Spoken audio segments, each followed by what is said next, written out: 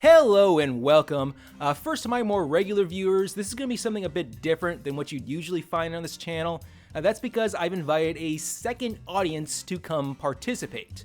To explain, I am a member of the Screenwriting Research Network. It's a global community of researchers and instructors on screencraft. And right now in September, the SRN is having their annual conference, this year in Adelaide, Australia. And I was interested in attending and presenting a paper at that conference. But then I was like, whoa! Can't do that! So using the magic of YouTube, I've invited my fellow SRN members to view the presentation I would have liked to have made. And given the freedom of YouTube, I've taken the liberty of expanding it into a full-length lecture. Now the reason I've done this is a subject I've wanted to discuss publicly for quite some time, because it is something I believe to be vitally important to both the work and the sense of purpose of not just instructors and researchers on screencraft, but anyone engaged in the act of creative storytelling, especially right now in this radically unstable period of history we are currently living through. So I've tried to achieve a balance of tones to fit both audiences. I hope you enjoy this video, and please watch through to the end, because that's when the big point is made. Imagine, if you will, a comet on a collision course with Earth. There's no way to avoid it. The Earth is doomed. So the nations of the world unite to construct a rocket ship to save the few thousand individuals deemed absolutely necessary to restart human civilization on another world. Let's face it, none of us will be on that ship. They'll invite no film theorists, no literary critics, no dramaturgs, no narratologists, no experts in structuralist poetics. Even if the great Northrop Frye were still with us, he'd be told, love your work, but we just don't need you. Because the truth is, what we do and teach is considered in most circles to be inessential. They're accessory fields of study, intellectual luxuries, nice to have like chips to go with a sandwich, yet easily done without. Those of you employed by universities likely know this opinion all too well, and feel the pain of defending the value of what you teach whenever the time comes to allocate money and resources. Which is a shame, because we are in the business of myth, and myth is the most powerful force in human society. More powerful than the political, more powerful than the economic, more powerful than cultural or historical tradition. I say this because myth is the force that empowers, informs, and motivates action within these other spheres. Myth is at the foundation of all social function. And myth is continually carried and propagated by some of the simplest and most innocuous artifacts of our human cultures. For within the text of a comic book story, a children's cartoon, a blockbuster film, lie the living faiths of their culture, ready to shape the perceptions of everyone who might encounter them. Yet I believe as we advance into the 21st century, the systems of myth by which our societies have found stability, order, and meaning are undergoing extreme crisis, which makes our work in the business of myth more important now than ever. In this video, I'll attempt to fully explain what it means to be in the business of myth, and provide some sense of the deeper value and significance of our work. To do this, I must first fully define what I mean by the term myth, and then illustrate the intimate connection between a culture's myths and its uses of popular storytelling. This inevitably leads to the conclusion that popular films and television indeed constitute a significant portion of our modern-day mythologies. Yet depending on how they are used or abused, acts of myth-making have the potential to do both great good and great harm. So I'll conclude with the reasons why I believe the business of myth to be so important right now in this moment of history in a world in the throes of radical change.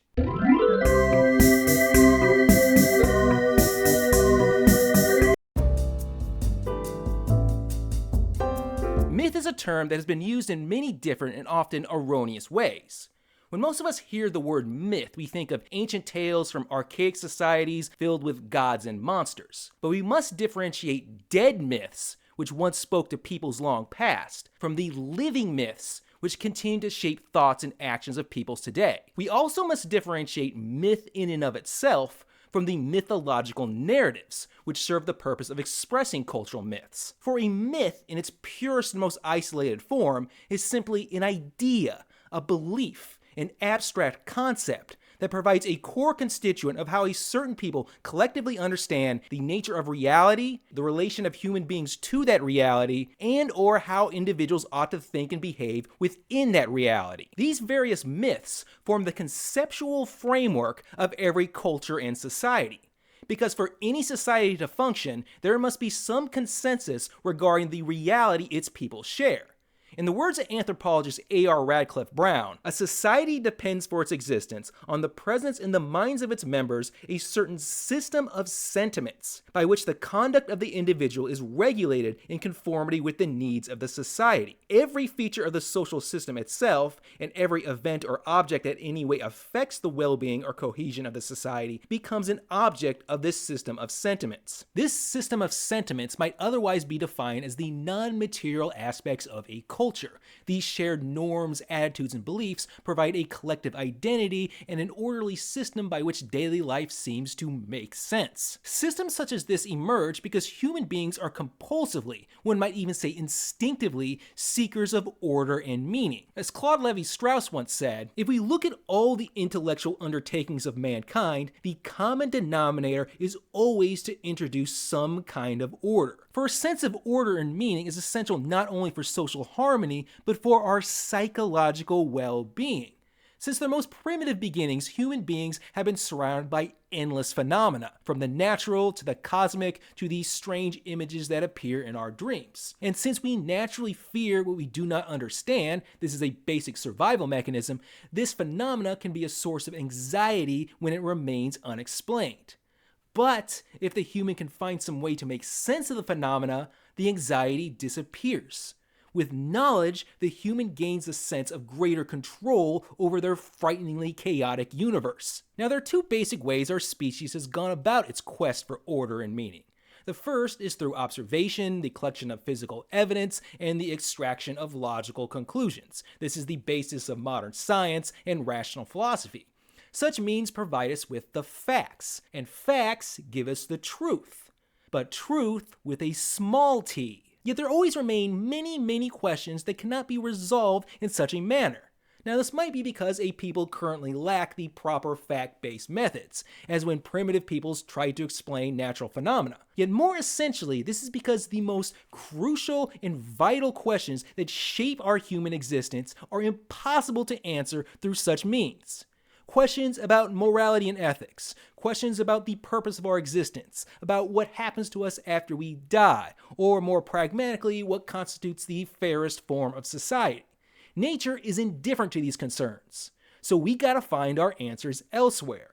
And this is where myth comes into play. Of all the texts that have inspired my study of narrative, one stands out as peculiar, the Myth of Sisyphus by Albert Camus. And this is specifically because of Camus' explication of a remarkable quality of the human mind. See, whenever human beings cannot locate objective systems of order and meaning, rather than fear the unknown or live in chaos, it invents them for itself.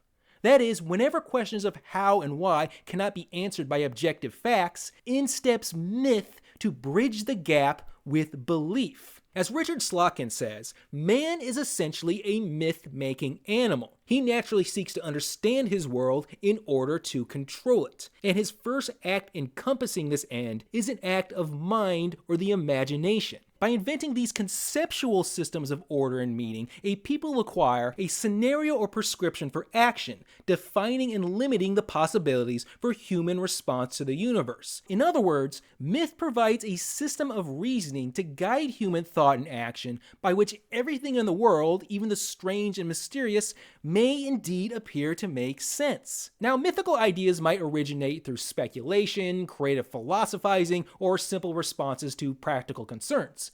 Yet as they are disseminated throughout a population and passed down from one generation to the next, they undergo processes Berger and Luckmann called legitimization, sedimentation, and institutionalization, until they are accepted as truth. Truth with a big T. See, humanity forgets that its myths are man-made. They are projected out into reality itself. And as long as the myths provide acceptable explanations for things and suitable guides for thought and behavior, then they are accepted as simply the way things are. Collectively, a culture's myths construct an ideological framework that unites all the pieces of its existential puzzle into what Berger and Luckmann call a symbolic universe. To quote Levi-Strauss, the aim is to reach by the shortest possible means a general understanding of the universe. And not only a general, but a total understanding. It gives man, very importantly, the illusion that he can understand the universe and that he does understand the universe. However, a myth cannot exist without a culture's continuing faith in that myth. Faith is where a myth gets its power. Because unlike facts, myths cannot either now or ever be conclusively proven or disproven. Despite the common misuse of the term myth to refer to something inherently false, genuine myths transcend the realm of factuality. They cannot be proven or disproven, only believed in or disbelieved. Take, for example, the idea of the passing of the human soul after death into an afterlife. It is impossible to scientifically prove or disprove this idea. One can either believe in it or not. Likewise, a cultural notion such as a man's role is to earn money for his family. There is nothing in the fact-based world of nature for or against this idea. One can only accept it or reject it. And as long as a significant portion of the cultural community retains faith in a myth, it will continue to hold the power of truth, and therefore shape the cultural reality. Therefore, we might say that every culture is a fabric woven out of a multitude of mythical ideas, concepts, and beliefs that each member more or less accepts, consciously or unconsciously, as true. These core myths and the subsequent system of sentiments then radiates outwards to affect thought and action in virtually every area of social existence. As such, Bronislaw Malinowski states, myth fulfills in primitive and no less modern culture an indispensable function. It expresses, enhances, and codifies belief. It safeguards and enforces morality. It vouches for the efficiency of ritual and contains practical rules for the guidance of man. Myth is thus a vital ingredient of human civilization. Yet for myths to properly perform their social functions, they must be continually expressed and reinforced throughout a population. However, as purely abstract concepts, myths suffer the problem of communication. As Joseph Campbell states, the ultimate truth, being without attributes, cannot be contemplated by the mind. Therefore, attributes are assigned to it. To be understood and accepted as truth, myths must be transmitted in simpler and often analogous forms, more accessible to human sensibilities, thereby granting the abstraction a greater tangibility and even a concrete presence in the community. Thus, myths first and foremost rely on symbols, and with greater sophistication, rites and rituals, in which the mythic belief is demonstrated through symbolic speech and actions. Thus, we add a logos to our mythos, resulting in a cultural mythology. A mythology might be defined as all instances within a culture whereby abstract mythical concepts have been captured or communicated in more material forms that individuals might more directly observe, experience, or imagine. Therefore, as Campbell continues, a mythology is a rendition of forms, through which the formless form of forms can be known. An inferior object is presented as the representation or habituation of a superior. However, symbol and ritual are usually not enough for the less comprehending or more inquisitive human mind. People might ask, why do we perform the ritual? Why should we act in such and such a manner? Why should we believe what we are told? Therefore, something must be produced to back up the myth. This leads to the necessary and practically reflexive connection between myth and narrative. To achieve the full appearance of truth, myths require some illustration grounded in the context of material reality.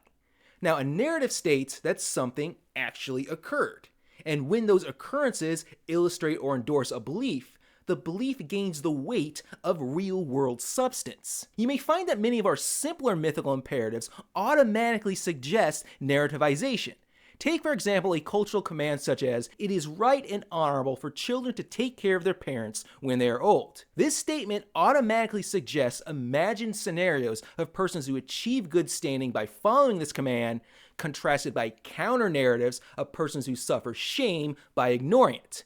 So when accompanied by such narratives, mythic commands on social behavior appear to be self-proving. Yet for myths deeper in the core of cultural belief that state things such as this is the way the world is or this is who we are as a people demand deeper explanations. So a narrative is provided to justify the belief, one which presumably occurred in the actual past. And through the drama of the past, we receive explanations for what exists in the present. Yet in both cases, the narrative does more than illustrate the myth. In effect, the narrative supplies the myth with a greater weight of truth by establishing a perceived precedent. According to Malinowski, to enforce the commandments of religion or magic, or secularly society, a strong belief must exist that the promises or threats which sanction the commands are true. But man is more likely to believe in a future when he has seen some evidence of it from the past. He is more likely to act on a promise if there is a precedent to confirm it. See, just as a legal court is more likely to rule a certain way if a previous case has established a precedent, human beings are more likely to consider a belief valid if they know of past occurrences that seem to prove the belief to be valid, whether that be through personal experience or being told so in a story. And when that story comes from a source of authority, it is considered absolutely valid. So according to Malinowski, mythological narratives provide justification by precedent. It supplies a retrospective pattern of moral values, sociological order, and magical belief closely connected with the nature of tradition and the continuity of culture. Now in these quotations, Malinowski explicitly refers to societies where mythology remains inseparable from magic and religion. However, we must negate the common assumption that mythology refers only to stories of the sacred and the supernatural.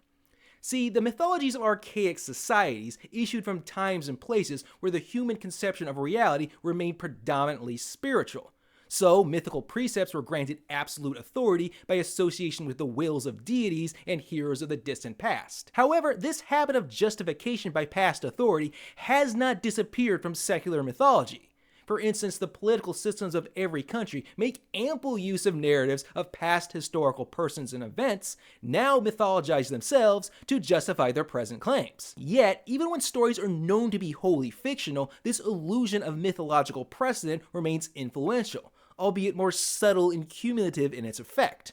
Simply put, we are more likely to accept an idea or belief when we have encountered a great many fictional stories that appear to prove that idea or belief to be true within their hypothetical scenarios. In other words, if you tend to believe that justice will always prevail or there's someone out there for everyone, this might be in part because you've encountered a great many stories that appear to prove this to be so. Before moving on, we should note a third, more complex social function to mythological narratives. I mentioned how cultures might be considered a fabric woven out of its various mythic ideas and beliefs. Yet as societies grow in complexity, these mythic ideas become more numerous and thus more likely to come into conflict or outright contradiction. For example, a culture might simultaneously endorse selfless service to the state, the supreme importance of supporting one's family, and also the right to personal fulfillment. While these three ideals might all be well and good in and of themselves, in actual situations, they will come into perpetual conflict. In recognition of such complexities, Levi-Strauss found that mythological narratives work to resolve such contradictions, so communities might continue on with at least the illusion of order and harmony. Narrative scenarios construct a rational balance between the conflicting values or propose a possible solution. And not to get ahead of ourselves, but this is a continuing thematic of feature films today. Movie stories contain various conflicting desires, needs, and responsibilities, and the ideal resolution is always found when characters find the proper balance. So in summary, mythological narratives serve a valuable and formative role in every society by providing this bridge between the abstract and the concrete, between some transcendental realm of ideas and the physical realities of the everyday world. Mythological narratives convert a culture's system of ideals into relatable models of human action and belief. Through the story, meaningful abstractions can be understood in terms of the here and now, while the here and now gets filled with purpose, order, and meaning. Thus, as Malinowski declares, myth therefore is an indispensable ingredient of all culture, and a constant byproduct of living faith. As I mentioned, the mythological process is not the sole reserve of the sacred or the religious. In fact, the mythical impulse stands at the heart of all creative storytelling, both ancient and modern. Hayden White considers narrative to be a universal tool employed against a universal problem, that of translating knowing into telling, that of fashioning human experience into forms assimilable to all. To understand, one need search no further than storytelling's basic social function. See, stories communicate ideas, beliefs, attitudes, knowledge, wisdom, not through rhetoric, but through the hypothetical actions of hypothetical individuals in hypothetical situations, leading to logical outcomes from which the audience might extract certain conclusions. In other words, stories communicate meaningful abstractions tangibly grounded in reality-like settings, which we might compare, directly or indirectly, to actual existence. And since narratives present reality as a series of orderly and meaningfully related events, White states that every narrative has as its latent or manifest purpose the intention of moralizing reality. Yet you might argue that most acts of storytelling do not have an overtly didactic intention, at least not from the storyteller's outset.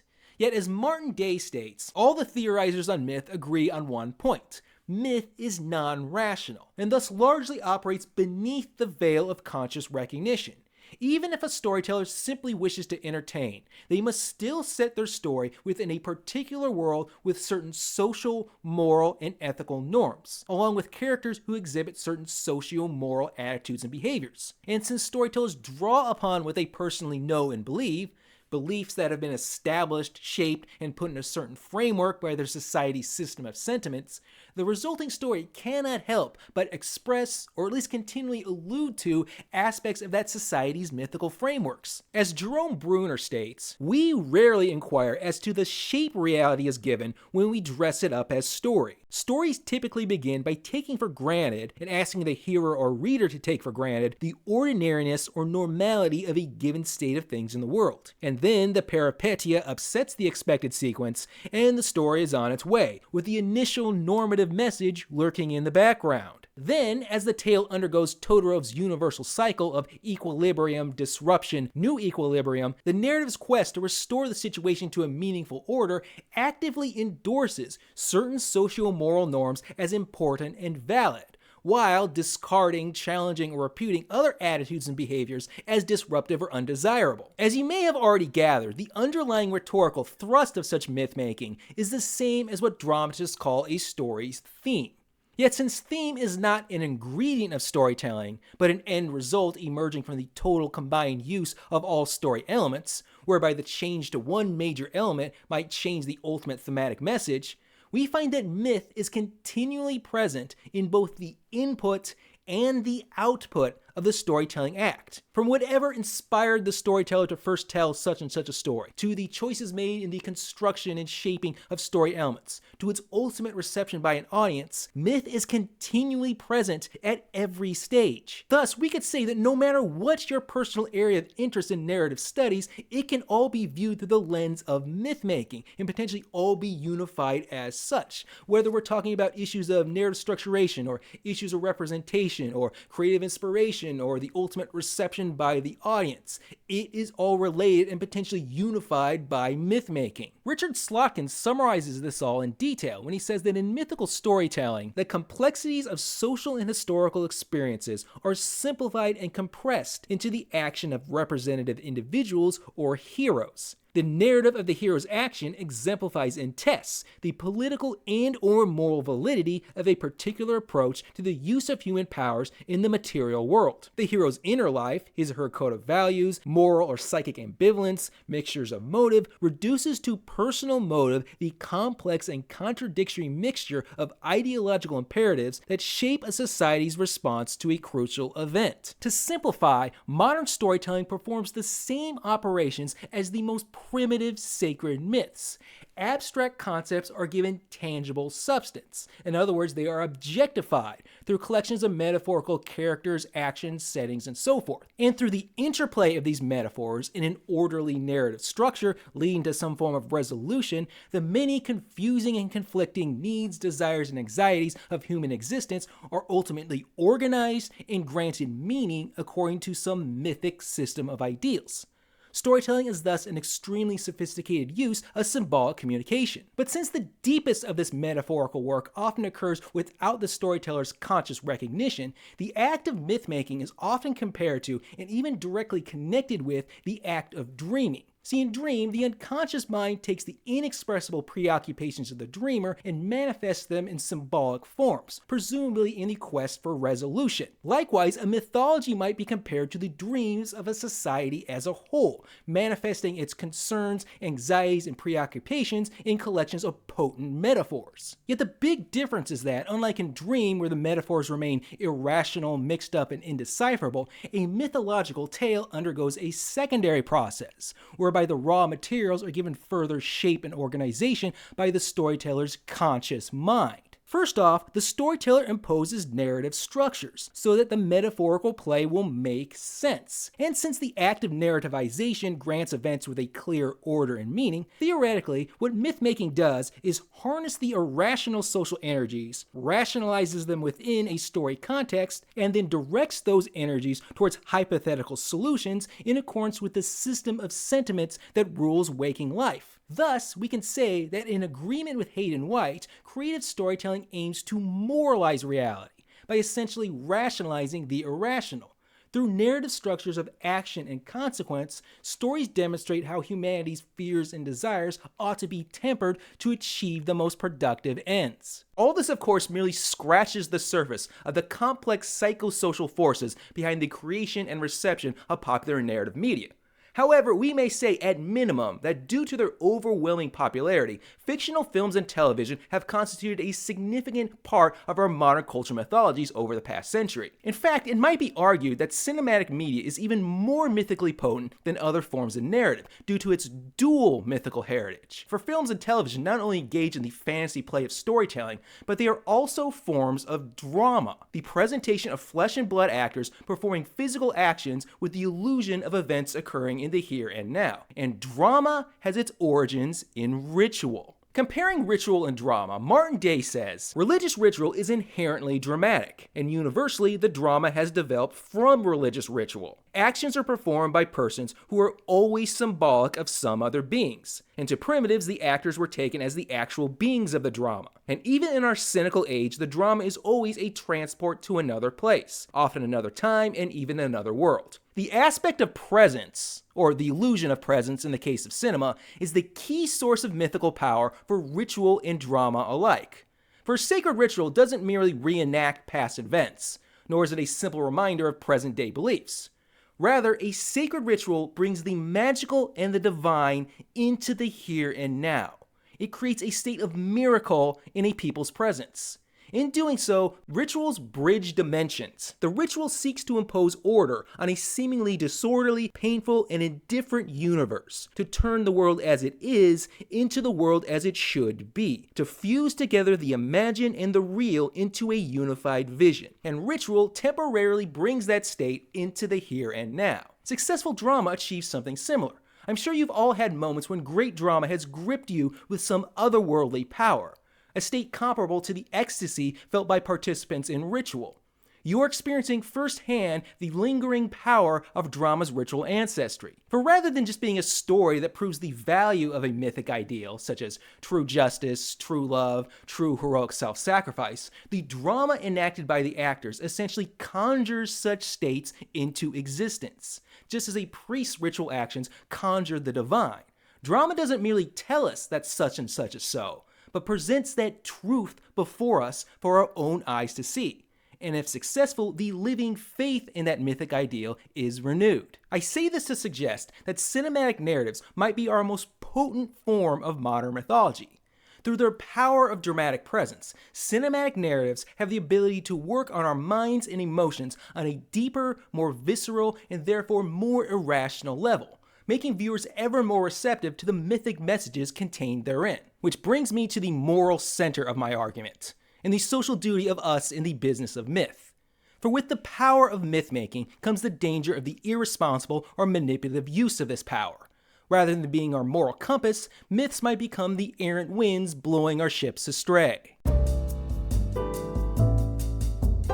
I previously mentioned how the greater part of the storyteller's myth work tends to occur indirectly and unconsciously, like the formation of content in dreams. Yet when the mythical content remains an unrecognized shadow, the consequence is that the audience will also rarely perceive the myth work at play. Yet this does not mean the myth work passes over the audience without influence. Rather, while engaged by the story, the audience observes the narrative's representations of the way things are, its depictions of persons and things, and its suggested resolutions to story problems. And as the willing participants in imaginative fantasy, it can be suggested that viewers will be far less critical of what they see and hear.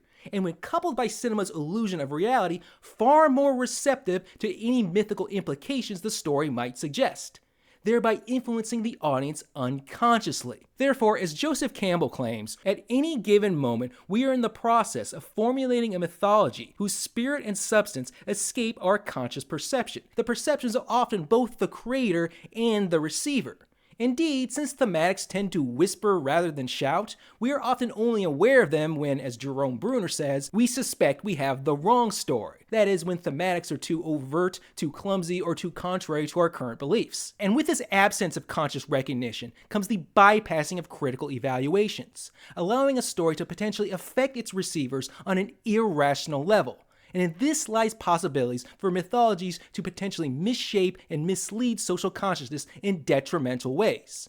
For according to Donald Shawn, if we are unaware of the ways in which our metaphors influence and shape our perceptions and understandings of social situations, then the process of influence is even more powerful. When metaphors remain tacit or implicit, they can condition the way in which a situation is understood as problematic. Further, Richard Slotkin says, myth may do more than distort analysis of a given set of social or historical circumstances. Since it is a vision which combines both an appreciation of a putative reality and a value structure, myth provides a scenario for response to events whenever it is successfully invoked. Thus, the hidden mythic content in popular narrative media might affect how we respond to cultural anxieties and evaluate socio-political problems, leading potentially to real-world actions such as the establishment of public policy, how we choose to vote, and responses to national emergencies. The power of popular media to control social consciousness is of course no secret. Social institutions are continually motivated to use the media to, quote, control the narrative in order to push public opinion in one direction or another.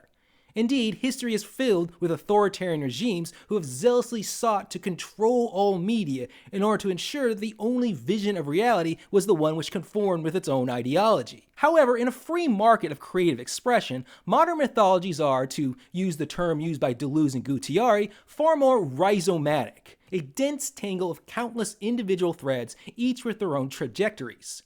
Yet within this tangle, there are certain common habits that, when encountered too frequently, might have a deleterious effect on a society. The first is the perpetuation of outdated or obsolete myths that might slow or completely block social progress.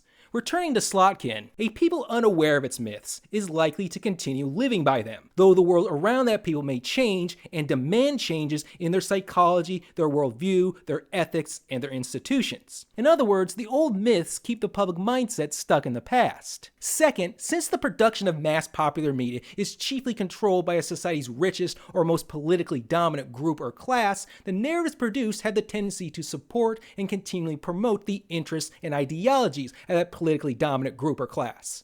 This constructs a hegemony of ideas, hampering other viewpoints and silently maintaining the current power structure in the minds of the public. Third, delving deeper into the psychoanalytical aspect of myth-making, if we liken a mythology to the dreams of a society as a whole, disturbing trends in narrative media might indicate growing cultural neuroses or irrational and therefore unproductive reactions to social problems. While theoretically the neuroses might be counteracted by doses of mythical medicine in a healthier direction, if undetected or allowed to run rampant, the neurotic messaging might fan the flames of cultural irrationalities, allowing them to spread and take deeper root. This is more or less the path traced in Siegfried Krakauer's From Caligari to Hitler. Analyzing the thematics of German feature films produced from the end of World War I to the rise of Nazism, Krakauer identified an increasing sentiment that the German people faced a grim choice between chaos and tyranny. And more often than not, story resolutions implied tyranny to be the preferable option. The basic implication is that the German cinema's unchecked neurotic messaging created a positive feedback loop which aided the rise of fascism. Now, none of this is to say that on the whole, popular mythological narratives do not have an overwhelmingly positive social effect. The vast majority of popular narratives we consume promote universally held values and endorse objectively moral behaviors and social cooperation. Yet at the same time, we must admit there has never been any movement towards tyranny, no doctrine of persecution or oppression, even any call to genocide, which has not been accompanied by its own mythology used to assert its own legitimacy and truth. Myth is inherently ambivalent in nature. It may be used for good or for evil. Yet aside from overt acts of propaganda which tend to be fairly transparent, the real danger in myth-making lies in its unconscious aspect. For the storyteller who merely wishes to entertain, and the audience who simply wants to be entertained, may be completely ignorant as to how and when lurking mythical implications might lead to social harm. Thus we come to my call to action. For we in the business of myth currently stand at a critical moment in human history, one in which myth shall play an essential role. Yet to fully understand this current moment, I must first journey 100,000 years into the past. Alright, here's where some of you might help me out, because honest to God, I can't remember where I first encountered the theory I'm about to explain. I've gone through my old notebooks, I've revisited past sources, yet all I know is I didn't come up with this myself. But whether I got it wholesale from one source or pieced it together from multiple sources, I can't say. So if any of this sounds familiar, please let me know down in the comments so I might do my proper diligence in citing my sources. The theory I speak of asserts that in the 100,000-year history of the human species, dating all the way back to when Homo sapiens first officially emerged, there have been exactly 3 fundamental turning points in the evolution of human society. 3 periods which irreversibly transformed not only every aspect of how human beings lived, but the fundamental manner in which our species perceived its world and its place within it. In other words, historical turning points which radically shifted the very fabric of human reality itself.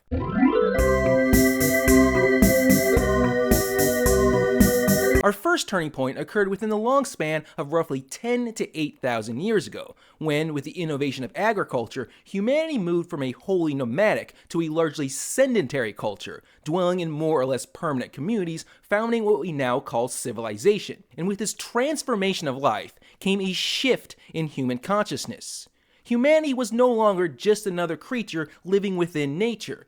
It was now a special creature, a privileged species, living separate from, yet alongside nature. Yet this did not mean humanity was free from nature. Far from it. All of life remained vulnerable to nature's volatile whims. One bad harvest, one unexpected storm, one outbreak of fire or disease could be absolutely disastrous. Yet rather than fear what it could not understand, humanity, the myth-making animal, turned its attentions to what it believed could control nature. To the spirits, to the deities, to magical forces beyond perception. And with the ensuing mythologies, humanity constructed universes of order and meaning, one based on a perception of reality which was predominantly spiritual in nature. And we find this reflected in the cultural narratives of the period. Not only the sacred mythologies, but its oral sagas, its folk and fairy tales, its romantic poetry, are all saturated with the spiritual and the supernatural. Though empires rose and fell and systems of thought grew more sophisticated, this spiritual mindset persisted for thousands of years until a relatively recent point. The exact time frame and development of humanity's second turning point differs with each part of the globe. Yet in Europe, this revolutionary shift is generally recognized to have begun in the 15th century Renaissance and to have continued for the following 3 centuries. In this period, various challenges to the monolithic authorities of tradition opened up a more pluralistic world of many new and paradigm-shattering viewpoints. It is here we find the birth of modern science, the beginnings of democratic statehood, and the onset of global cultural exchanges. The sum total resulted in a shift in human consciousness, away from an overwhelmingly spiritual to a predominantly humanistic perception of reality. Now supplied with greater and more numerous intellectual resources to make sense of and potentially control its world, humanity elevated its position in the universe to a place equal to nature, weakening its need to cling to the spiritual. One might easily guess humanity's third turning point. Beginning in the late 18th century and continuing into the turn of the 20th, nearly every aspect of daily human life was again radically transformed by the Industrial Revolution. The shift to industrial society, along with the many technologies we now take for granted, issued the death knell for remaining traditional ways of life. Humanity once again found itself in a completely new world. And with these social shifts came another profound shift in human consciousness. With industrial technology, mankind was no longer the slave, but the master of nature. Armed with the ability to bend nature to its desires, humanity elevated itself to the top position of the universe, to the spot once reserved for the deities, weakening humanity's need for the spiritual even further. However, these historical turning points were also great periods of unrest, upheaval, confusion, even violence. Now, we lack proper records for the first turning point, but we find easy evidence in, for example, the wars of religion that swept Europe during the second turning point, or the frequent strikes and labor riots of the Industrial Revolution. Yet on a deeper, more rudimentary level, the world experienced great chaos and anxiety during these periods, because revolutionary change had shattered the old systems of myth by which peoples had made sense of the world for countless generations previous. The old myths of order and meaning were now broken, disproven, or obsolete. Yet the peoples had yet to come up with the new systems of myth by which this new world could make sense, and would again offer order and meaning. However, in these times, the humble storyteller played an unsung role. Again, we can only speculate on the first turning point, but one cannot help but note how both the second and the third turning points both produced entirely new forms of narrative media, which came to take on the heavy mythological load of exploring the demands and requirements of life in this new world. The second turning point gave birth to the novel, a literary form where the focus was no longer on the spiritual, but common human beings attempting to forge a stable and satisfying existence within the many conflicts and confusions of a now pluralistic world. Likewise, the Industrial Revolution gave us the cinema, itself a product of industrial technology. I've proposed elsewhere that the core thematic of fiction feature films has been a continual search for balance between individual needs and desires on one side and social demands and responsibilities on the other, in a search for peace and happiness in a now fiercely competitive and often morally ambiguous world. Now, why this long historical detour? What does it have to do with where we stand in the year 2025? Well, not to sound apocalyptic, but I firmly believe we are currently smack dab in the middle of humanity's fourth turning point. And compared to the turning points previous, the transformations of human reality are now occurring faster and more radically than ever before. Those of you born before 1990 can personally attest that life in this world has irreversibly changed. The primary catalyst, of course, has been the increasing digitization of nearly every aspect of daily life. Digital technology has forever changed not only the ways we live, work, and communicate, but more importantly, how we acquire information, and therefore how we perceive and evaluate reality itself. For we now live more and more in virtual spaces, where concepts of truth or reality have become fragmentary, ambiguous, or dependent upon what media we consume. Having become the masters of nature, we now appear to be in the process of completely detaching ourselves from nature as a shared source of objective reality. Yet where all this may lead remains unknown. Now, like the combustion engine and the electric light before it, our recent innovations have in many ways been a boon to humanity. Yet like the countless unforeseen consequences of the Industrial Revolution, the infinite, tiny, and often invisible side effects of our now digitized existence have spiderwebbed out into millions of cracks that have come to alter and destabilize every aspect of our social, political, economic, and ideological lives. And the results are obvious. Pay attention to the news, and you may easily come to the opinion that the 21st century has been a period of increasing division and chaos. This is a world in the throes of revolution, with no end in sight. And like the turning points before, the root cause of all the chaos and confusion lies in the fact that the mythic systems of thought and belief which guided us in the 20th century are quickly becoming old, outdated, and obsolete. Yet we currently have nothing to replace them with. We thus struggle to deal with new problems through old frames of mind. In 2016, I published the second volume of my book, Screenwriting and the Unified Theory of Narrative, a volume chiefly dedicated to the connections between cinematic story structures and thematic messaging. However, in the book's epilogue, I warned that much of the information I had just given might soon grow obsolete. This was not because the landscapes of cinema or screencraft was changing, rather because our social realities were changing. those landscapes which screencraft had evolved to address. In other words, the meaning-filled story structures of 20th century cinema were quickly losing their relevance. 9 years later, it seems my words have proven prophetic, for the pace of world change has not only continued, but accelerated. Meanwhile, if critical responses are to be believed, mainstream popular cinema has grown more stagnant and out of touch. So for those of us in the business of myth, our task, our duty in the 21st century is to locate those systems of myth that humanity needs now, along with the proper forms of mythological communication to help guide mankind through this period of radical change. For storytelling is indeed, in a way, magic. And like the magic of ritual, it may calm anxieties and offer both a vision and a pathway towards a greater sense of order and meaning. Yet this is only possible with insight into the psychology of a people and the problems they face. And without a traditional priest or shaman, it is up to us in the business of myth to take up the mantle. Yet in all likelihood, traditional cinema shall not be at the forefront of this new mythology. Like the turning points before, the digital revolution will likely produce, and is producing at this moment, its own unique vehicles of mythological expression. And we can find the nascent forms emerging right now in niche online spaces. Yet if the cinema is to survive as a viable mythological voice, it must change. We must locate the new narrative structures, new thematics, new archetypes appropriate to our new age. Just as there is a marked difference between the pre-industrial and post-industrial novel, we must develop a post-digitization cinema. Yet since the movie industry tends to be clumsy and slow to adapt, it will require a great deal of time and effort to push it in the right direction, lest it become just another relic of our mythological past. To conclude, in the unknown future that lies ahead, it will be our myths that shall save us, or destroy us. And we in the business of myth cannot perform the crucial work ahead unless we first recognize the value of what we do and the roles we may serve in shaping our world. Thank you to everyone who has watched this video to the end. You are part of a very small and exclusive group. I've listed all my sources down in the description, and if you have any questions or comments, leave them below and I'll do my best to answer them. And if you like, check out one of the many other videos on this channel on screencraft and narrative theory, which begins with a very crudely made 6-part series on movies as modern mythology. Once again, thank you for watching. This has been a very long video.